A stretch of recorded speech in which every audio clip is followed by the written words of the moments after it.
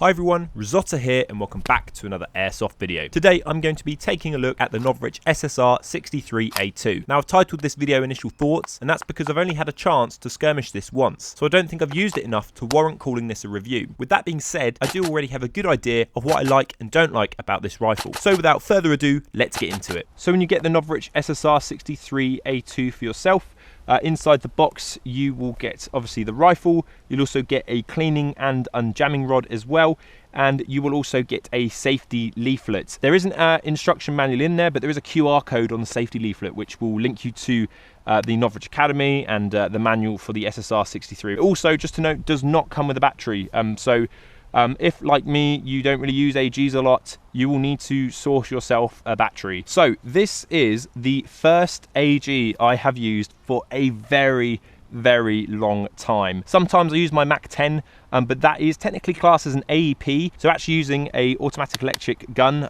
rifle is something that I'm quite unfamiliar with, to be honest. But it was very fun to switch up and try a different style of gameplay. I actually felt like I was playing airsoft on easy mode using this, because you don't have to kind of think about your shot so much like you do with a sniper rifle and a ghillie suit, because you're always keeping an eye on your movements and kind of being spotted and taking the right shot and getting the one shot, one kill. Now I say I haven't used an AEG for a long time. That's because the only other AEG I own is a Jingong M4. And here it is. This is my other AEG that I own. I think I got this in about 2009 or something like that. This thing is so old. And the good thing for me about using the SSR63 is that obviously all my old M4 mags that I used on this JG are compatible. So the first thing I noticed when unboxing the SSR63 A2 is the build quality. It's solid. It's absolutely solid. There's really not that much rattle in there. Don't know if you can hear that. There's a little bit at the top, but I think that's just the pin. So I'm going to do a bit of an overview now, going through the whole rifle from the front to the back, and as we go I'll share kind of things that I've noticed, things that I like, things that I don't like about the rifle. So starting off at the end here, we have the flash hider, which is pretty bloody massive, to be honest. And if you remove the flash hider, which we'll do right now, you see there are your 14mm threads on the end there, which allow you to attach all your classic accessories like different flash hiders, suppressors or tracer units. Yeah, looks pretty cool. Does obviously make the rifle very long. To be honest, it's not a quiet rifle, so I probably wouldn't bother running suppressor. Obviously it's an AG, so it's still sounds like a sewing machine, but the noise is coming from the gearbox and the motor. So moving down from the flash hider, we have the outer barrel, which is housed inside of the foregrip. The outer barrel is also CNC machined, so it's absolutely solid. Moving down to the foregrip, which we have here, which is very long. You can see here on the top, we have some Picatinny rails, just a small one on the top there. Also have this strip of Velcro. That's something I've added. That was just to hold my external battery pack. M-lock rails all down the sides and underneath. There is also M-lock underneath this Velcro on the top, so M-lock everywhere. You also have another Picatinny slot right at the bottom. Now these Picatinny rails here are ideal for mounting a flashlight, your cameras, camera mounts, scope cameras, things like that. To access the battery compartment on the SSR63, all you do is pull out this pin right here and then slide the front rail out just like that. And there you have your Dean's connector, which allows you to connect your battery. One thing I will point out right now is that these little cables here, sometimes they sort of sit up here, which means that when you slide your foregrip back in, you can see you can very easily just like chop them off, or damage them. They are incredibly fragile, so just make sure when you're putting your battery in that you make sure these are just tucked underneath, just there, which obviously allows you to put it back in place. So this is the battery that I'm using in the SSR63. It's made by Vapex Tech. It's 11.1 volt LiPo battery, and I bought this one because of its size, which works well for the SSR63 because of the limited space in the foregrip. Now, this was one of the things that I first found tricky with this replica.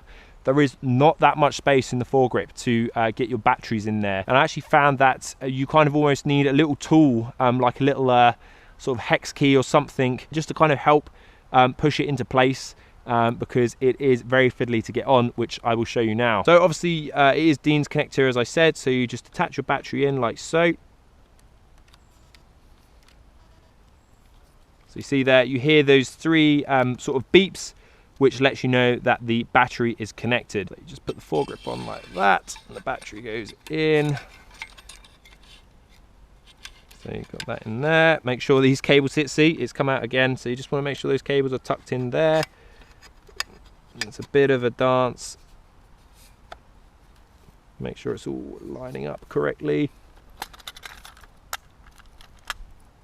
So this is what I found. I kind of had to like sort of nudge the battery a little bit into place just to get it connected.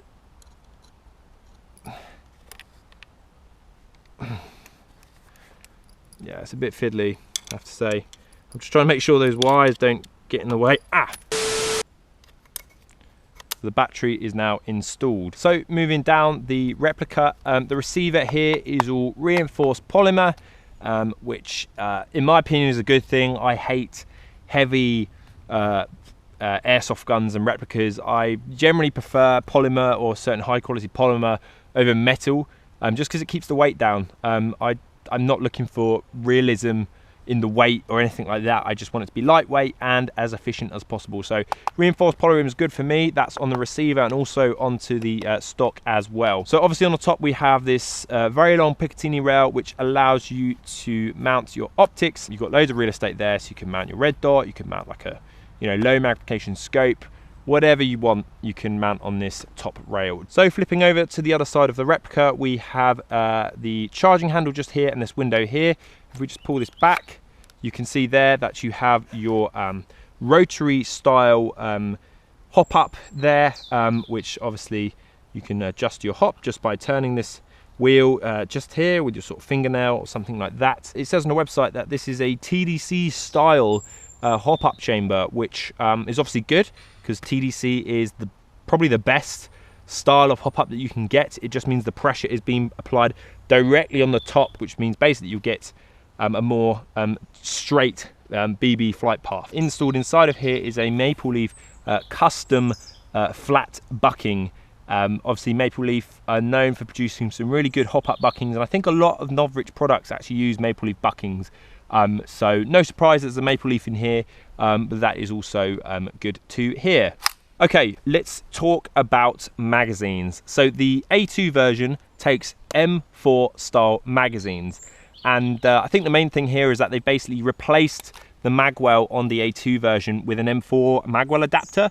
So although it does have this magazine release here, which is your G36 style magazine release, it's actually like a dud. It doesn't do anything. The magazine release for your M4 mag is this on the side, which means that it's no longer ambidextrous. On the plus side, M4 magazines are like the easiest magazines you can get hold of.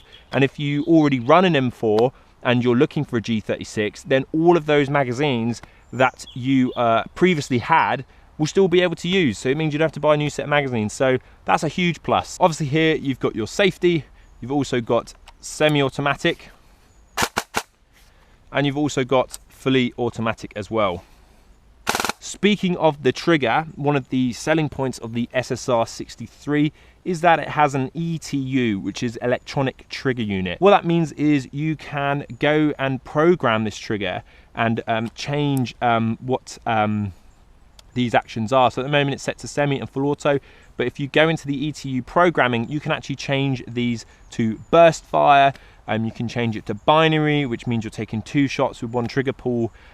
So that's really good. Again, it's just giving you a bit more options as how you want to sort of customize and program your SSR63. So let's carry on going towards the back. It's a classic G36 stock, which means that is collapsible. So if you just push this button here, you can fold it round and it just clicks into place on the other side. Now this makes it obviously very good for transportation. It means it's going to fit into a smaller gun case or a box or something like that. I suppose you could use it with it flipped. I wouldn't. I mean, I think that's a bit daft, to be honest, if you were kind of just doing that. Or one-handed maybe, I'm not sure. I would just use it for transport purposes, and then when you're at the game, you just flick it back into place and it clicks in And yeah, feels solid, doesn't feel like it's going to break. One thing to note here, you've got a QD sling point attachment, which means you can attach your QD sling. And if we fold it around again, as you can see here, you have the quick spring exchange system here, which basically means you can take out a spring and replace it really quickly. Probably another reason, to be honest, why you want to keep the stock full extended in game, because you don't want to get dirt or anything in there. So I'm going to chronograph it now and show you guys the results. I'm using 0.28 gram BBs, 259.5, 259.6, 260.4, 258, 259.8, 259.5, 260.4, 259.9, 259.6. That's a dud. 257.1. So you can see there that the SSR63 is incredibly consistent. The variance in FPS was, what was that, like 2 to 3 max? Roughly coming in at 0.85 joules. So this is the 1 joule variant. So obviously that's below the limit, which is good. You could probably get a bit more power with it. Perhaps using slightly heavier BBs will get you a bit closer to the UK joule limits for an AEG. But yeah, results are pretty good. So yeah, overall, I would recommend this if you're looking for a G36 to add to your collection, and certainly if you're someone who generally uses a lot of M4 airsoft guns, then I think this is probably the one for you. The main things I like about the SSR63 A2 is the look of it. I think it looks awesome. I like that it uses M4 mags. It's great for me because I can just use my old magazines that I had on my old M4. They fit and feed in the SSR63 A2 with no issues. The build quality is really, really good. I think the only thing for me that I kind of dislike is just how tight the battery is in there. It's just a bit fiddly, and I'm worried I'm going to break something, to be honest, trying to squeeze it in. So that's, I think, my only downside about this. Otherwise, yeah, it's a solid performing rifle. It's consistent, has good range, good accuracy, and yeah, it was a joy to play with out on the field. That about wraps up this video. Thanks for watching, and if you enjoyed the video, then please subscribe to the channel. Let me know if you have any questions about the SSR63 in the comments below. Thanks to the team at Novritsch for supplying the rifle. Link to their website in the description below.